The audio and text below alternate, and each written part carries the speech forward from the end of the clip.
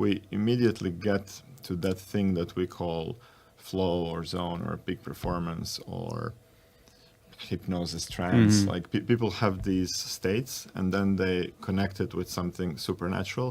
But this is actually something that happens all the time in our lives, especially in sports, but usually at a very high level sports, because there's so many things to think about before. Like if you're a basketball player and you start and like there's fouls, there's how you dribble, where you pass, like basket shooting, there's so many information. So it takes some time for our bodies to go in like full automatic mode. But we have that, for example, when we drive. It's the same thing. And when you're driving, you're Makes talking, sense. you're on the phone, you're never thinking about, okay, clutch, gear, It's gas. all automatic. Yeah, it's all automatic. And this is exactly the regime where you want to operate in. But in freediving, because there's not so much more to do, and because physiologically you have this thing called mammalian dive reflex. So when you dive, immediately the central nervous system shifts into parasympathetic side.